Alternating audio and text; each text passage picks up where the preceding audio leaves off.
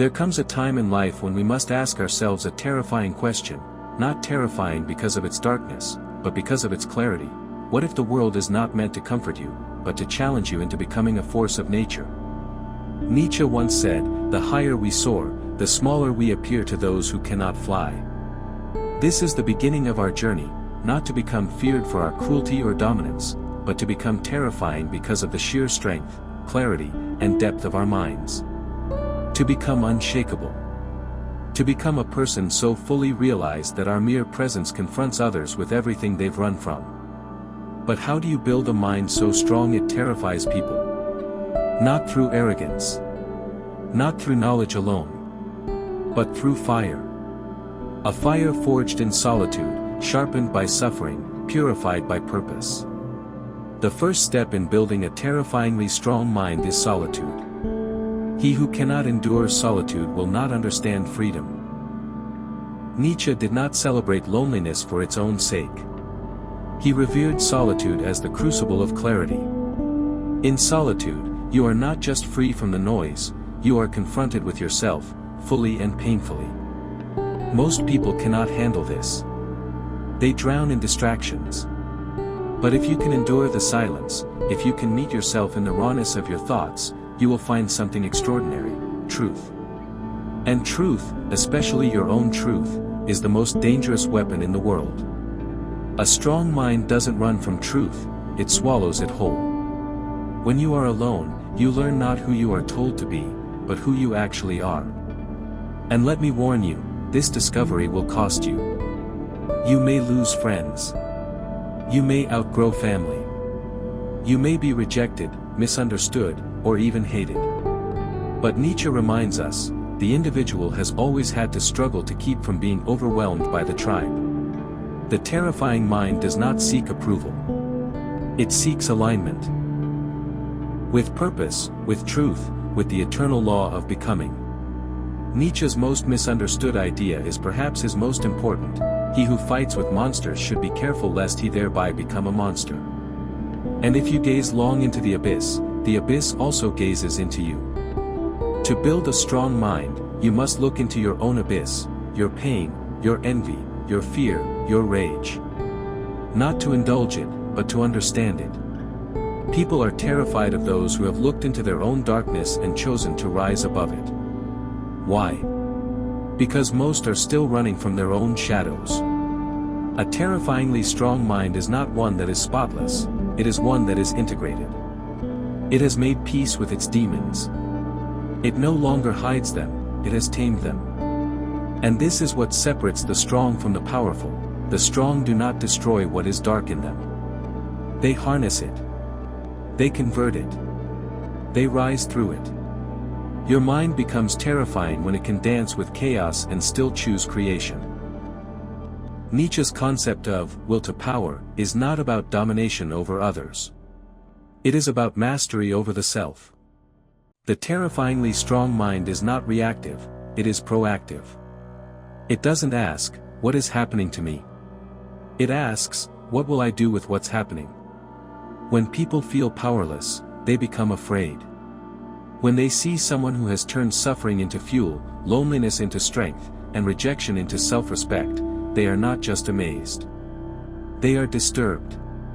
Because that kind of power requires deep internal victory. The will to power is the refusal to be a victim. It is not easy. It demands ruthless honesty. It requires that you stop blaming the world and instead ask yourself, what am I still allowing that weakens me? Building a strong mind is not about adding more information. It is about removing illusions. You must strip away every dependency, every false belief, every cowardly compromise, until only the truth of your spirit remains. Then, you act. You create. You shape. You write. You move. You build.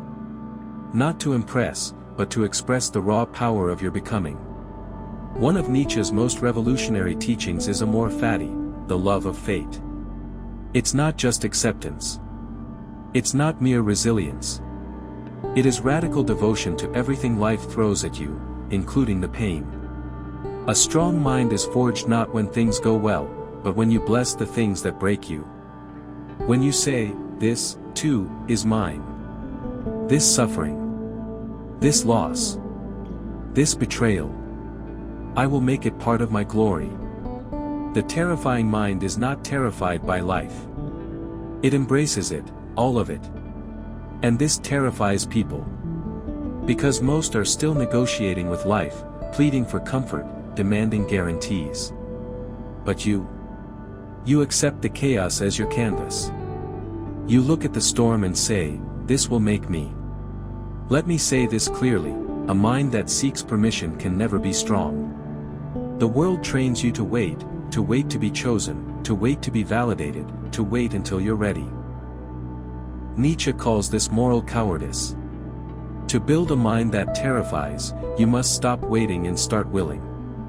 Become who you are, he says. Not who you were told to be. Not who they expect. But who you must become. Do not apologize for your intensity. Do not shrink for the comfort of the mediocre. Do not dilute your voice to be liked. Speak with your full being. People fear clarity because it demands they confront their own confusion. People fear strength because it highlights their own weakness. And people fear freedom because it leaves no one left to blame.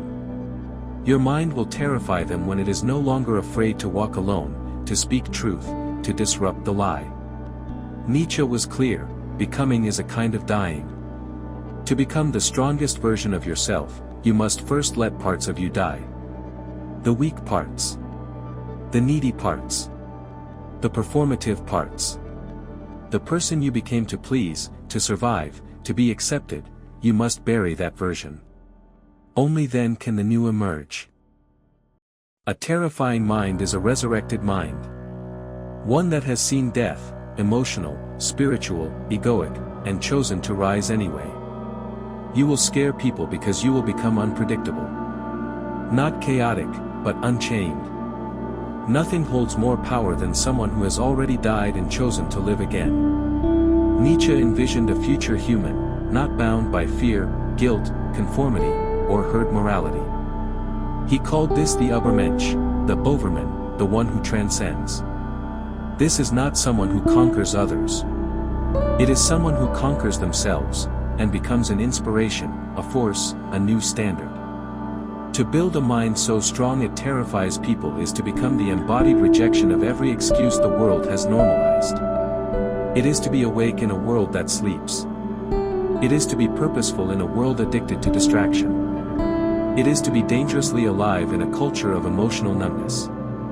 You do not need to dominate to be powerful. You simply need to become so completely, so fiercely, that others cannot look at you without seeing what they're afraid to become. And when they do, some will run. Some will hate. But some will awaken. And that is your final reward. To become a living reminder that greatness is possible. That strength is sacred. That a terrifying mind is not a curse, but a calling. So go. Gaze into your abyss. Embrace your solitude. Will your future into being. Love your fate. And become who you were born to be.